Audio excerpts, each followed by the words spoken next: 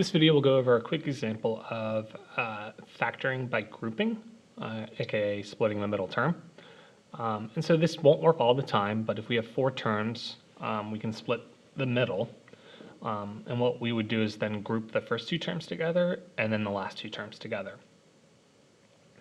Step 2 would then be factor out the GCF from each separate binomial, and then you should have a matching binomial on both sides.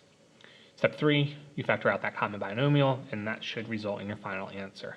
This is very similar to what we just did in the factoring trinomials. In this case, they're already in our four terms.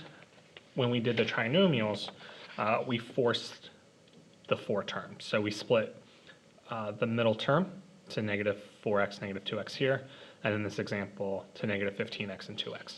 In these examples, it's already done for us.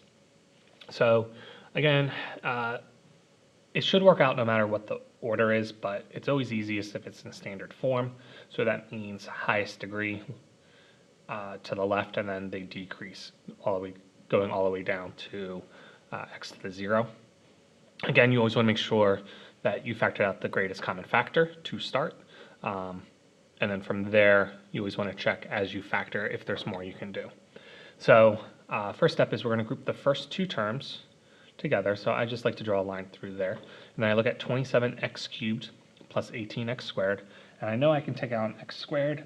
And the GCF between 27 and 18 is a 9. And that will leave me with a 3x plus 2. This helps us because it's going to tell us I need a 3x plus 2 once I factor out a number from negative 12x minus 8. And so the GCF between those is negative 4. So that becomes 3x, not 4, 3x plus 2. Now I took out the negative because, again, I want these two binomials to match, right? And so since this was 3x plus 2, and these were both negatives, I'm going to factor out that negative in addition to the 4. So now we go to step 3. We factor out the common binomial. So I factor out the 3x plus 2, and that's going to leave me with 9x squared minus 4. So it looks like we would be done, except I'm going to check my two factors, 3x plus 2, 9x squared minus 4. Can you do anything with either of these? Well, I know I can't do anything with 3x plus 2, but I know that 9x squared minus 4 is the difference of two squares.